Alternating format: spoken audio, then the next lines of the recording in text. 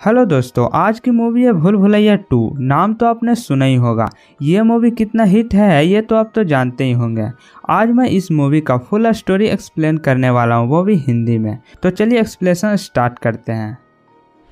तो movie start होती है और हम राजस्थान के एक हवेली के बाहर बहुत सारे लोगों को इकट्ठा हुए देखते हैं, क्योंकि उस हवेली के अंदर मंजुलिका की आत्मा को कैद करने की कोशिश में जुटे हुए थे।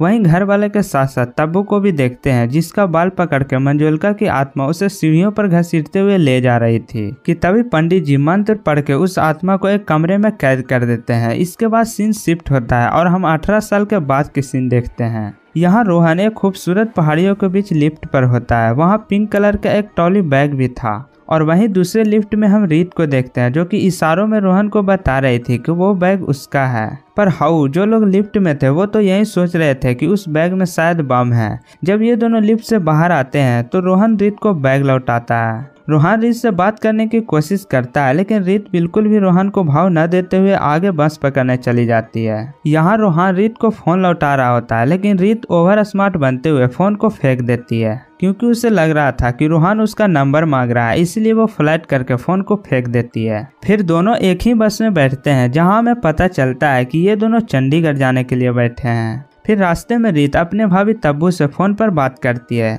तो यहाँ हमें पता चलता है कि रीत की शादी होने वाली है और रीत शादी के बंधन में बंधने से पहले वो चैन की सांस लेने के लिए इन खूबसूरत पहाड़ियों के बीच आई हुई है। यहाँ रीत अपने सिस्टर से भी बात करती है, जिसका नाम होता है त्रिशा। त्रिशा रीत को फटाफट घर आने के लिए कहती है। अब रीत की बातें सुनकर रोहन को भी समझ में आ गया था कि रीत एक मेडिकल स्टूडेंट है और वो लाइफ में कुछ करना चाहती है, लेकिन वो अपने डैड के दबाव के कारण वो शादी कर रही है, यानी कि रीत शादी करना नहीं चाहती थी। फिर वहीं वो दोनों एक ढाबे पर रुकते हैं, वहीं चाय वाय पीते हैं और अपनी बातें शेयर करते हैं। और हमारे रोहन भैया भी रीत को एक म्यूजिक फेस्टिवल के लिए मना लेता है और वहां दोनों जाकर खूब मजे करते हैं। फिर इसके बाद वे वहीं बस पकड़ने जाते हैं जिससे वो आए थे। तो वहां जाने पर पता चलता है कि उस बस का पूरी तरह एक्सीडेंट हो गया है और उसमें जो पैसेंजर बैठे थे एक भी जिंदा नहीं बचा। यानी कि ये दोनों लकी थे कि उस बस से उतर गए, इसलिए बच गए, वरना आज भी इनका काम तमाम हो जाता। अब जाहिर सी बात है कि इतना बड़ा हादसा होने के बाद घर में तो पता चल ही गया होगा। घर पर त्रिशा रीत की मौत की खबर सुनकर रो रही थी, क्योंकि जब रीत ने कॉल की थी तो नेटवर्क खराब होने की वजह से रीत त्रिशा की आवाज़ सुन पा रही थी, लेकिन त्रिशा की आवाज़ रीत तक नहीं पहुंच पा रही थी। इस वजह से उनको लगा कि अब रीत की मौत हो गई है, और ये बात रीत को पता थी, इसीलिए वो अपने बहन के प्यार को बचाने के लिए एक गेम खेलती है। रीत कुछ दिनों तक मरने का एक्टिंग करने का फैसला करती है। इसमें रोहन भी उसका फुल सपोर्ट करता है। यहाँ एक बात समझ में नहीं आई कि रीत अगर मरने का नाटक ही कर रही थी तो वो रोहन के साथ कहीं दूसरे शहर में जा सकती थी, क्योंकि रोहन एक बहुत ही बड़े बिजनेसमैन का बेटा है। लेकिन नहीं, रीत मैडम तो वहीं गांव के पुराने हवेली आ जाती है, जो पिछले 18 सालों से बंद पड़ा है। उस हवेली के अंदर इंटर करते हैं, उनके साथ कुछ पैरानॉर्मल एक्टिविटी होती है। रोहन ये सब देखकर अंदर ही अंदर डर रहा था, लेकिन रीत उसे अपने बातों में उलझा के अंदर ले आती है और उसे अपने बचपन के कुछ यादों के बारे में बताने लगती है, क्योंकि रीत का बचपन इसी हवेली में गुजरी है। लोगों के मुताबिक मंजुलिका की आत्मा इसी हवेली के अंदर बंद है, इसीलिए रीत की फैमिली इस हवेली को छोड़कर दूसरे हवेली में रहती है। हवेली का गेट खुला था, लाइट भी ऑन था। ये सब देखकर छोटा पंडित अपने साइकिल लेकर दौड़ते हुए ठाकुर के पास जाता है और कहता है कि हवेली के अंदर कोई घुस गया है। भाई ये सीन इतना जबरदस्त था कि थिएटर में इसके लिए खूब तालियां गूंजी। और वैसे भी जहां राजपाल भैया होंगे वहां तो हंसी का ठहाका लगेगा ही। अरे बेटी पुष्पा, कहाँ जा रही है गधे पे बैठ के? अरे बेटी पुष्पा, कहाँ जा रही हो अपने गधे पर बैठ कर? इसके बाद ठाकुर जी अपने पूरे परिवार के साथ उस हवेली में आते हैं, तो उन्हें आता देखकर रीत बहुत घबरा जाती है और इधर उधर छुपने लगती है और वहीं टेबल के पास छुप जाती है। और रोहन भैया भी सोफे पर बैठे होते हैं। फिर रोहन सबको बेवकूफ़ बनाने लगता है। वो कहता है कि उसे आत्माएं दिखाई देती है और रीत की आत्मा उसे यहाँ तक ले आई है। अब जाहिर सी बात है, रोहन की बात पर कोई यकीन नहीं करेगा, इसलिए रोहन भैया दिमाग लगाते हुए रीत की बचपन के बारे में बताने लगते हैं, जिसे रीत थोड़ी देर पहले ही रोहन को बताया था। तो इस पर सब लोग रोहन पर भरोसा करने लगे थे, लेकिन यह टब्बू नाम का एक छोटा सा गोलू मटोलू लड़का रोहन पर शक करने लगता है। तभी वो लड़का रोहन को एक डंडे से खींच के मारता है और कहता है कि रीति दीदी ने तुम्हें इस महल में ही क्यों लाई। तभी रोहन बड़े चालाकी से कहता है कि रीत की आखिरी इच्छा थी कि उसका श्राद्ध इसी महल में हो।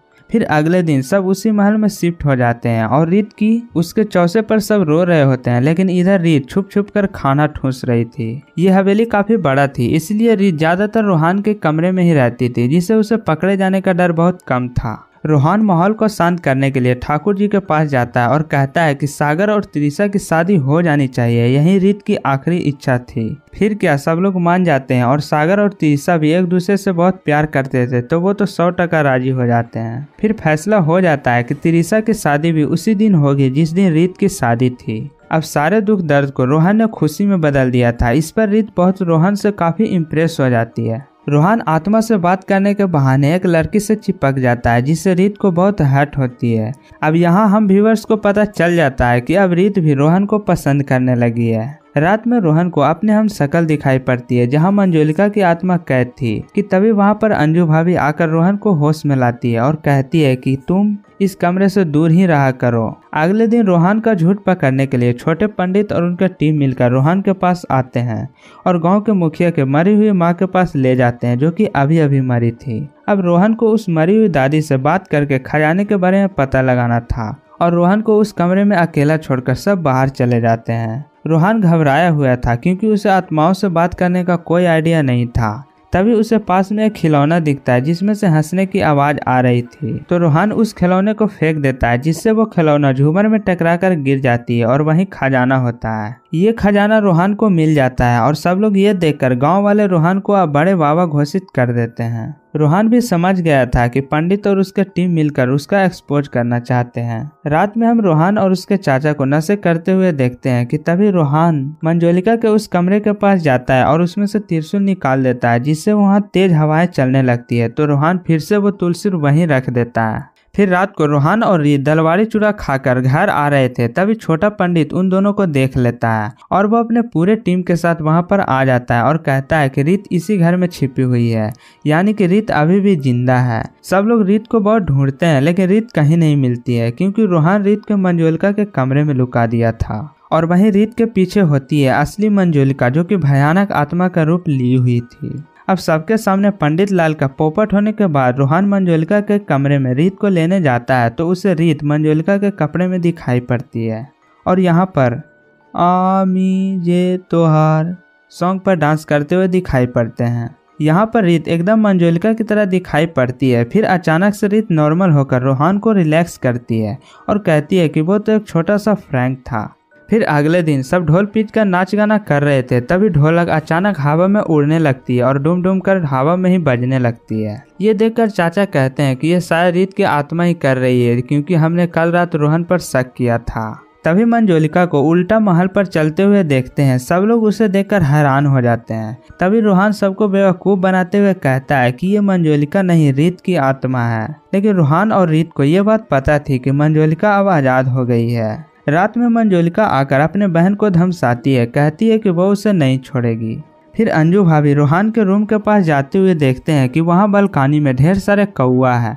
इसके बाद वो रोहन के पास जाती है और रीत को बाहर आने के लिए कहती है, तो रीत अंजू भाभी को सब कुछ सच सच बता देती है। वो कहती है कि ये सब वो त्रिशा और सागर की शादी के लिए ये सब कर रही हूँ। फिर वो तीनों इस मंजुलिका के आत्मा से बचने के लिए एक बाबा के पास जाते हैं, जिसने शुरुआती में मंजुलिका को बंद किया था। वो कहते हैं कि 18 साल तक इसी महल में रहने के कारण वो आत्मा और भी ताकतवर बन चुकी है। इसे समेटने के लिए हमें अमावस्या का इंतजार करना होगा, जो कि 3 दिन बाद है।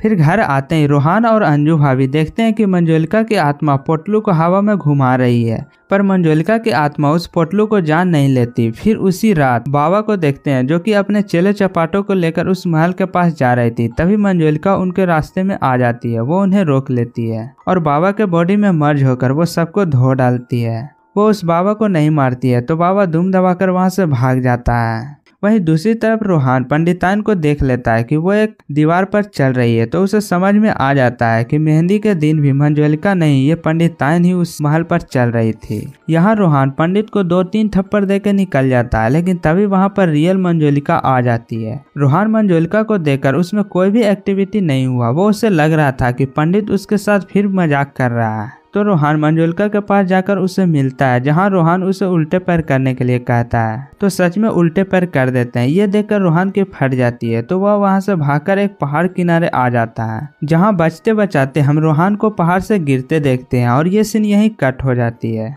और इधर हम देखते हैं कि पंडित और उसके टीम मिलकर चांदी के बर्तन चुराकर महल से भागने की फिराक में थे, लेकिन वहां अचानक से लाइट कट हो जाती है और रोहन भैया की धमाकेदार एंट्री होती है और यहाँ पर नाच ढोल बजता है। और ड्रामा खत्म होने के बाद रोहन खुद को मंजुलिका बताता है और जिस बाबा ने उसको कैद किया था उसकी डेड बॉडी लाकर वहां सामने पटक देता है। फिर रोहन अंजू भाभी को टपकाने लगता है, तभी वहां पर रीत आ जाती है और उसे बचाने की पूरी कोशिश करती है, जहां सबको लग रहा था कि ये रीत उसी की आत्मा है जो उसे हेल्प करने आई हुई है। तभी रीत सबको बता देती है कि मैं स्टार्टिंग से ही जिंदा हूँ, मैं मरी नहीं।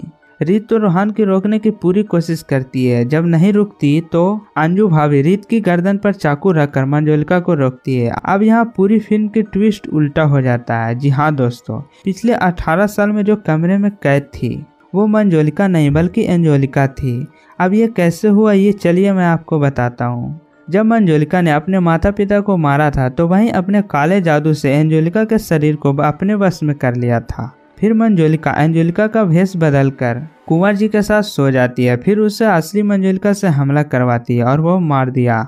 जब कुंवर जी को यह बात पता चली कि उसका पत्नी एंजोलिका नहीं मंजुलिका है, तो उसने कुंवर जी की भी बालकोनी से धक्का देकर उसका काम तमाम कर दिया। कुंवर जी के साथ साथ घर के और भी सभी लोगों को निपटा दिया था और सारे इंजाम अपने बहन पर डाल दिया था। फिर जब मंजुलिका आज़ाद हुई थी तो सबसे पहले एंजोलिका के कमरे में गई थी। तभी मंजुलिका कहती है कि अगर तुम मुझे मार दोगी तो सबको सच्चाई कैसे पता चलेगा कि 18 वर्षों से जो तुम कमरे में कैद थी वो मंजुलिका नहीं बल्कि एंजोलिका है। फिर सीन शिफ्ट होता है। जब रोहन भैया पहाड़ से गिर रहे थे तभी एंजोलिका उसे बचा लेती है और रीत के साथ चले जाने को कहती है। रोहन भी समझ जाता है कि वही असली अंजू भाभी हैं। फिर दोनों बहनों के बीच लड़ाई होती है और एंजोलिका उसकी आत्मा को मंजुलिका के उसी कमरे में कैद कर देती है जिसे पिछले 18 वर्षों से एंजोलिका कमरे में कैद थी। फिर इसके बाद रोहन और रीत को थैंक्स बोलती है क्योंकि इनके झूठ की वजह से ही एंजोलिका को मुक्ति मिली है। फिर इसके बाद रीत और उसके फैमिली ये महल हमेशा के लिए छोड़ के दूसरे महल में चले जाते हैं और कुछ इस तरह से ये मूवी यहीं एंड हो जाती है।